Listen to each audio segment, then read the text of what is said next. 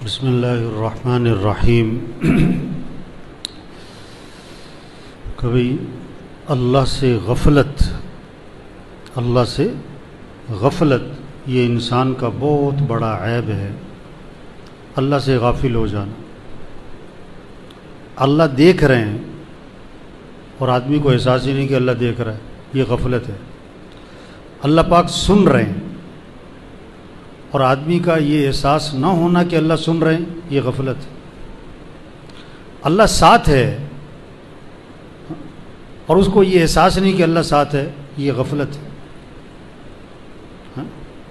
اللہ سے غفلت، آخرت سے غفلت۔ ایک آدمی کے مرنے میں 10 منٹ باقی ہیں، اسے پتہ ہی نہیں، وہ ہنس رہا ہے۔ ایک آدمی کے مرنے میں 10 سیکنڈ باقی ہیں، اسے پتہ ہی نہیں۔ تو اللہ سے غفلت یہ بہت بڑا عیب۔ آخرت سے، موت سے غفلت بہت بڑا عیب ہے۔ اعمال سے غفلت، نماز سے غفلت یہ بہت بڑا عیب ہے۔ اذان ہو رہی ہے، وہ دکان بیٹھا ہوا ہے، مؤذن کیا کہہ رہا ہے؟ الصلاۃ خیر من النوم، نماز بہتر ہے کس سے؟ نیند سے۔ وہ پڑا سو رہا ہے، یہ غفلت ہے۔ یہ کیا ہے؟ یہ غفلت ہے۔ قرآن سے غفلت، سال ختم ہو رہا ہے، قرآن ختم نہیں ہو رہا ہے، غفلت۔ بار بار موبائل کھولتا ہے، قرآن نہیں کھولتا ہے، قرآن سے غفلت یہ بہت بڑا عیب۔ ذکر سے غفلت، حدیث میں آتا ہے جو 100 مرتبہ پڑھے سبحان اللہ وبحمدہ، سبحان اللہ وبحمدہ 100 مرتبہ، تو 1,24,000 نیکیاں ملیں گی اس کو۔ اب اس سے غفلت یہ بہت بڑا عیب ہے۔ حدیث پاک میں آتا ہے جو 100 مرتبہ پڑھے لا الہ الا اللہ، لا الہ الا اللہ، لا الہ الا اللہ 100 مرتبہ، جب قیامت کے دن اٹھے گا تو اس کا چہرہ 14ویں رات کے چاند کی طرح چمک رہا ہو۔ اب اس سے غفلت یہ عیب ہے۔ ہاں، اعمال سے غفلت، قرآن سے غفلت، دعا سے غفلت۔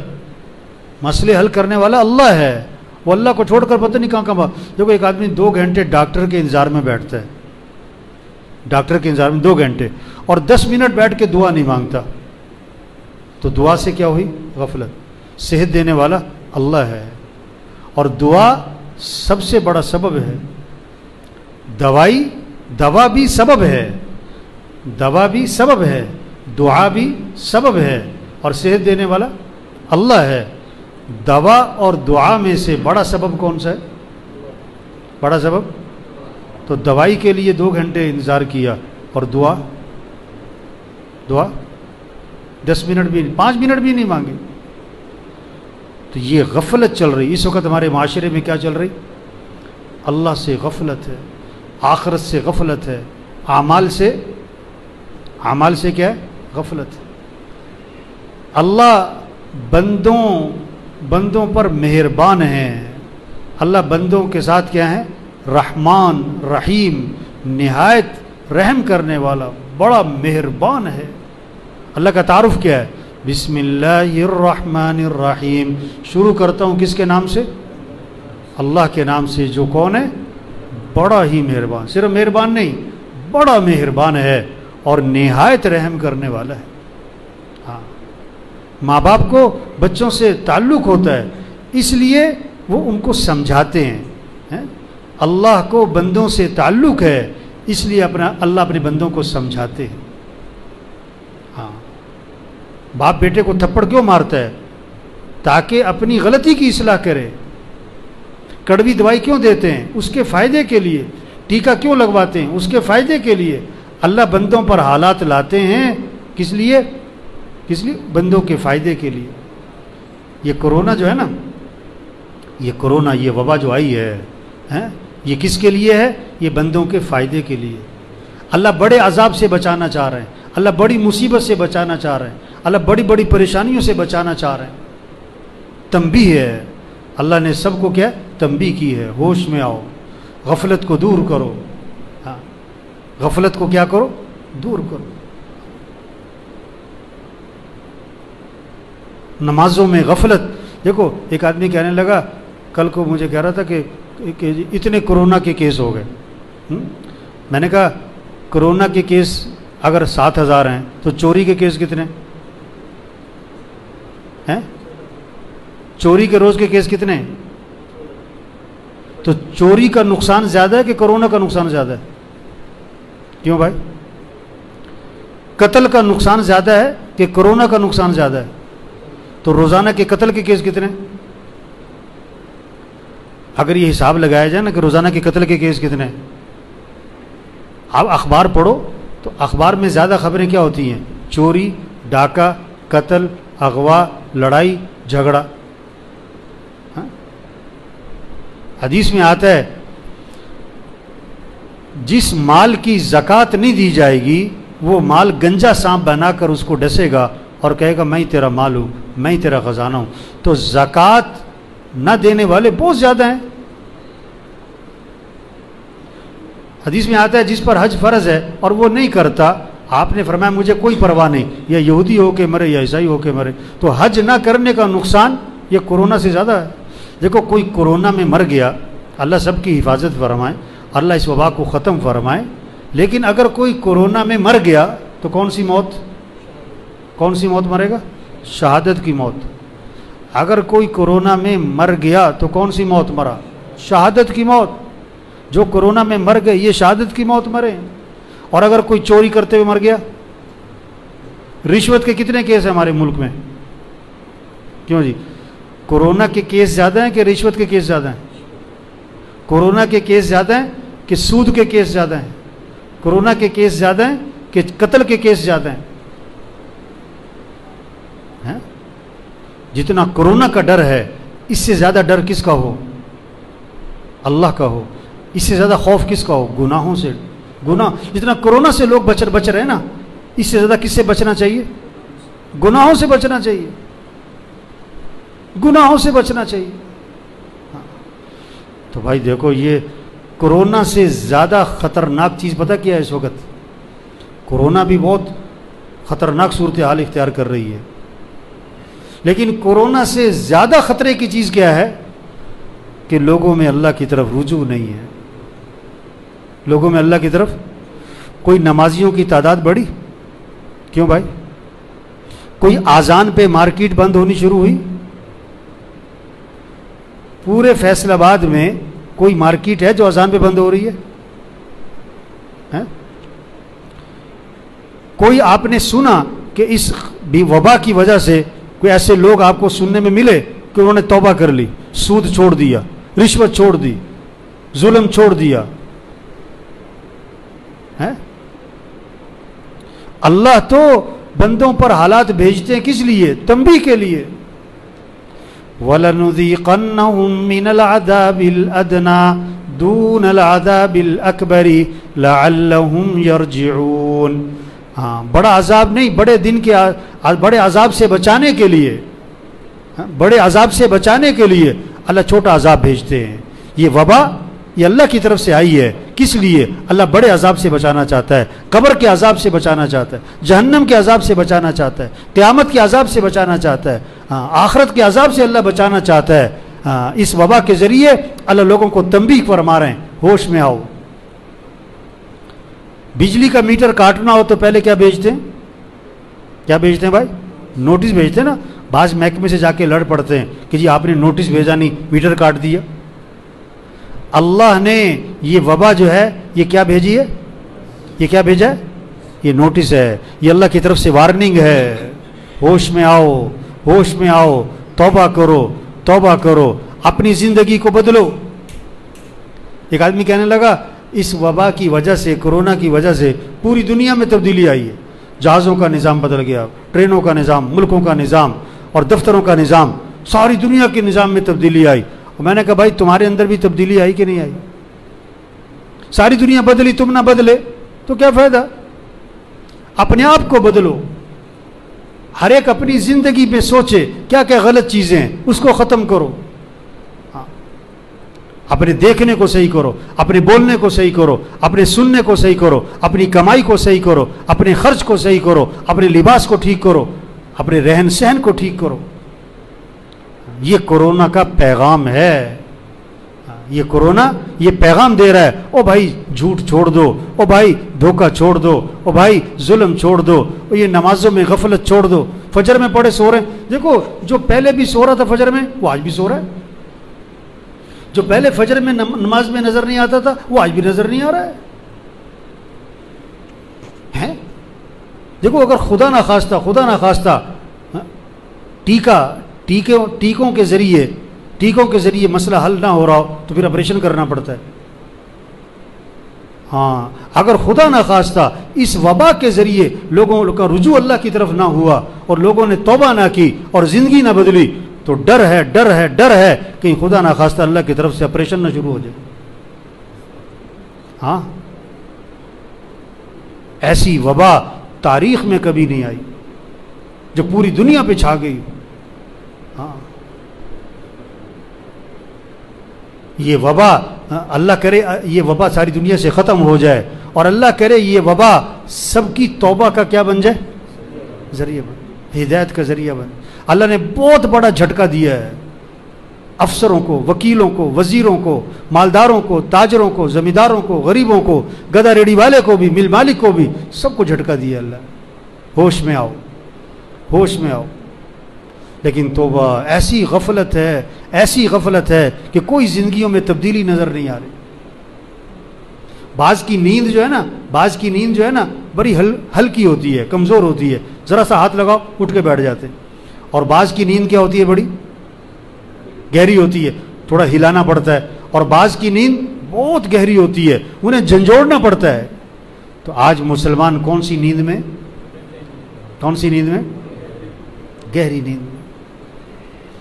غفلت کی تہے ہیں اور غفلت کی چادریں ہیں, اور کون سی, اسٹیل کی چادریں, لوہے کی چادریں غفلت کی.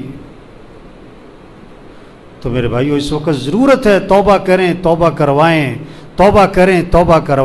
اللہ کی طرف رجوع کریں اور سب کا رجوع اللہ کی طرف کروائیں, اللہ کے سامنے گڑ گڑائیں, سب اللہ کے سامنے ہاتھ پھیلائیں. یہ ہے ضرورت اس وقت کی. ادعوا ربکم تضرعا وخفیا, اللہ کو پکارو کس کے ساتھ, گڑ گڑا کے, عاجزی, تضرع, زاری, اور چپ کے اللہ سے مانگو. وقال ربکم ادعونی استجب لکم, تمہارا رب یہ کہتا ہے میرے سے مانگو میں تمہاری مانگ کو قبول کروں گا. وَإِذَا سَأَلَكَ عِبَادِي عَنِّي فَإِنِّي قَرِيبٌ, اگر میرے بندے میرے بارے میں پوچھیں تو آپ بتا دیں میں تو بہت قریب ہوں.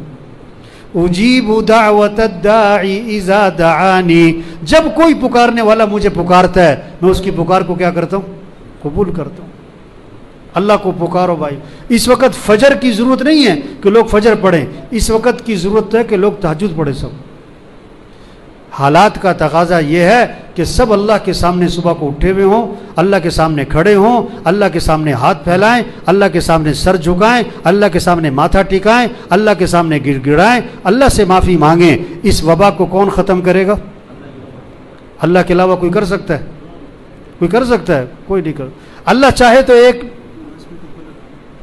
چاہے تو ایک منٹ میں اس وبا کو ختم کر دے, اور اللہ چاہے تو 1 سال تک بھی خدا نہ خواستہ نہ ختم. تو میرے بھائی ابھی تو دیکھو کئی جگہ پر نا بات ہو رہی ہوتی ہے تو احتیاطی تدابیر کے تذکرے ہو رہے ہوتے ہیں. یہ احتیاطی تدابیر ہے, یوں کرنا چاہیے. تو کہیں اللہ کا نام ہی نہیں آتا, کہیں اللہ کا نام, کہیں توبہ کا نام, کہیں استغفار کا نام, کہیں اللہ کے سامنے رونے گڑ گڑانے کا نام, کہیں زندگی بدلنے کا نام. یوں کر لو, وہ کر لو, جیسے اللہ ہے ہی کچھ نہیں.